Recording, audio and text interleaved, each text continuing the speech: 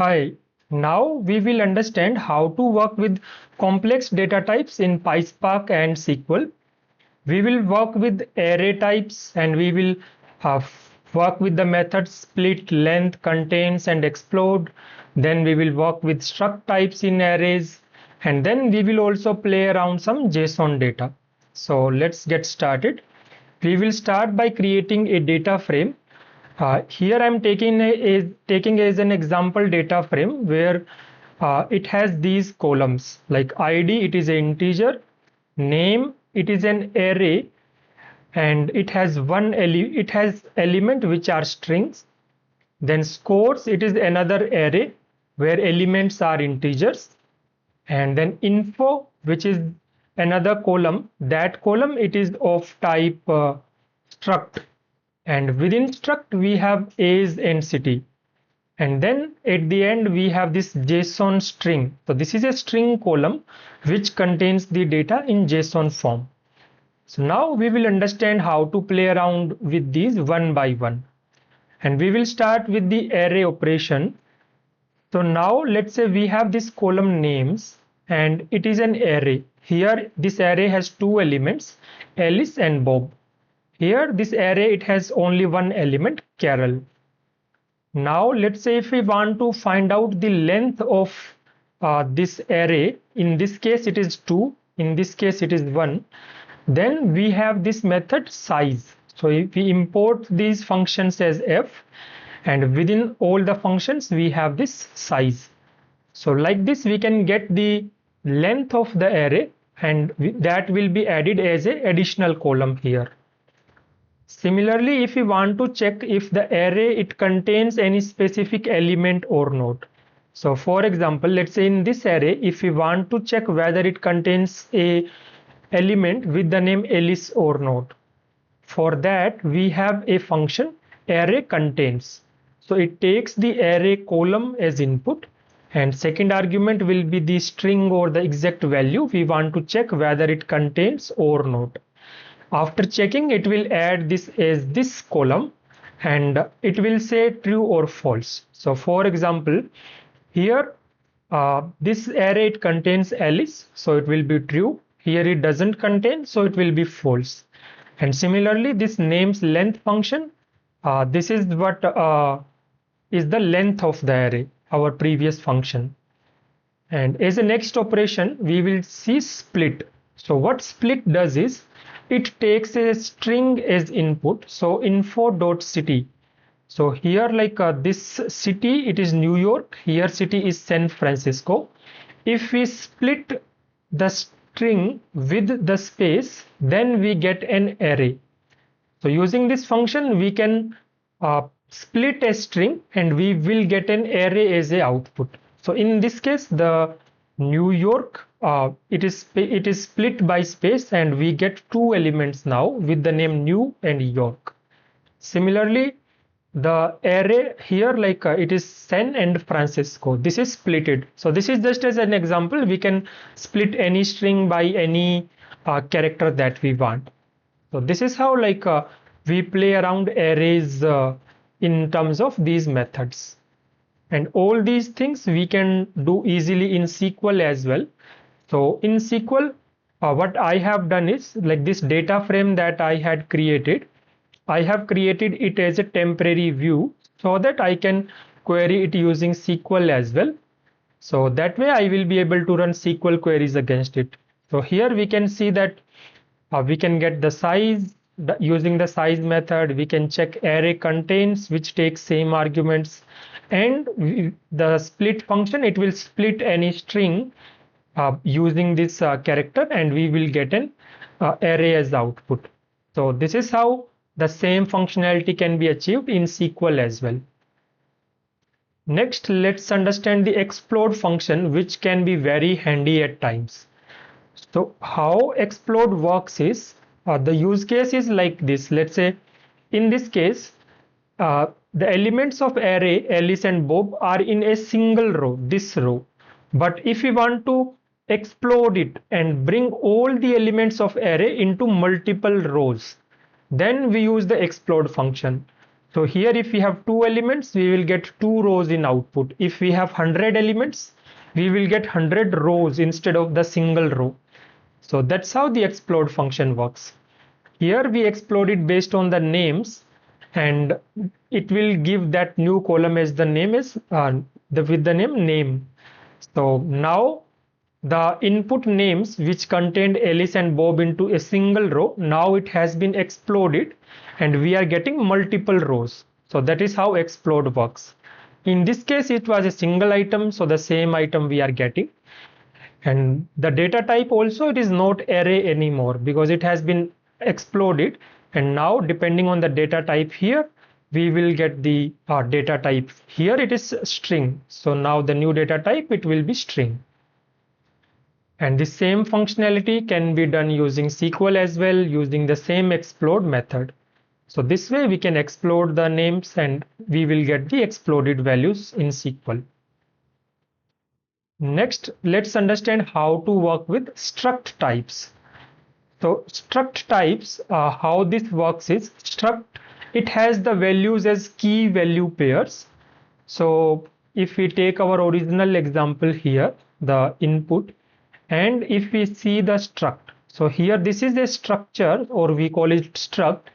It has key value pairs, and the key value pair here, these will be consistent, like this will contain the age and city in our case.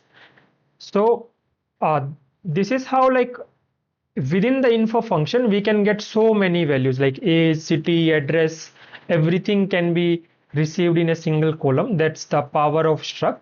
And it is a normal case, like we can get this kind of data.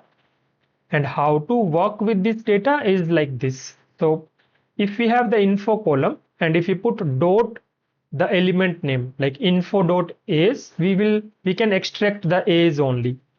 And similarly, if we mention info dot city, we can access and extract the city part also. So here, like, we are adding 2 new column into our data frame, so that it will take the info column, this info column, and it is extracting age and adding as a column, separate column as age here. And similarly, the city column, it is extracting here and then adding as a new column with the name city. So this is how we can work with structs. So structs are more structured, and the key value pair are like a standard way of storing the data. So that's how, like, accessing this data, it becomes very easy and simplified. And in terms of SQL, it is simpler with the same way, like with the column name dot that element name. That's how we can access these elements in SQL. Next, let's understand how to work with JSON. So in case of JSON, first let's understand how does the JSON data look like. In our input, this is how JSON is looking. So let's say this is a string we are getting, and JSON string, because it is a string, its structure can vary. Like here it has department and level. It may contain other elements also, or miss some of the content. So that's how it is a semi-structured data type.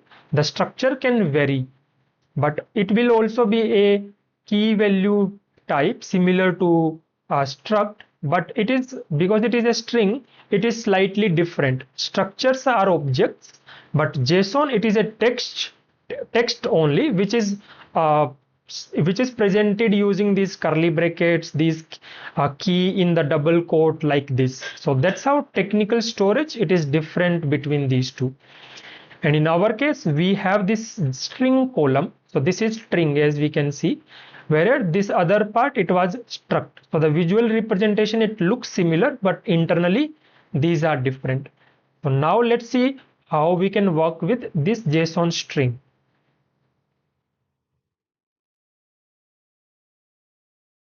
So to work with this, how we access the element is like this. So to extract any element, we have this JSON string column. From this column, if we do $.department, and then we pass these two as arguments to the get JSON object, then we can extract the department. Similarly, if we do $.level and pass the column name and this expression to again get JSON object, then we can extract that particular object from the JSON. And if by chance the department is not there, we will get it as null. That's how it works. So this is how we have extracted these two columns. So high level functionality, it is similar to structure, but because structure are more like a structured storage, so that's where we can directly access these using info.as and info.city. But in case of JSON string, we need to use this function which works with JSONs. And if you want to do the same thing in SQL, here also we have the exact same function, get JSON object, and we pass on the string, the expression, and then we can extract the required column in the exact same way.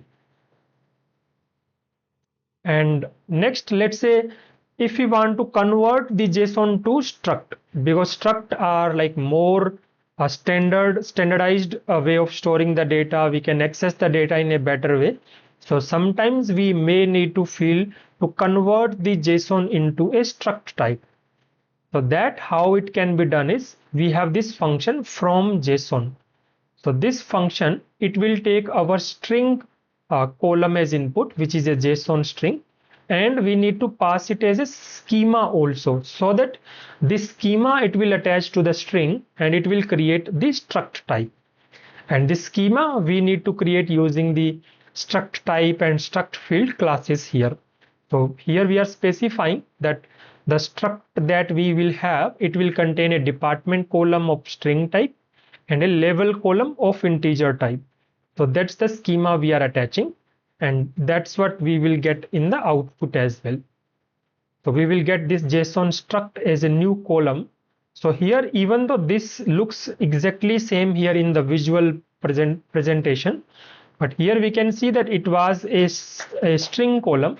We can't expand it. If we expand this, it is a JSON, not JSON, it is a struct object. And within this object, we have this department and level as key value storage, which is not here.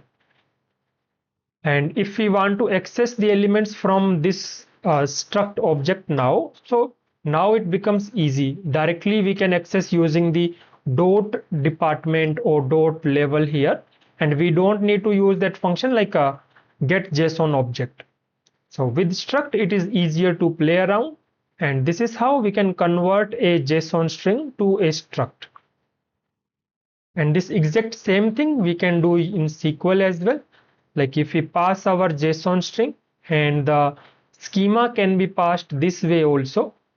So here we are specifying that it will be a struct, the department will be string, level will be integer, like that we can specify. So here we are just converting, and here if we put dot department, then it will pick out the department from the input structure. So this is how the exact same operation can be done in structs. So this is all I wanted to explain here. I hope you got good idea how to play around the complex data types in Spark. If you have any queries, then let me know. Thank you. Bye bye.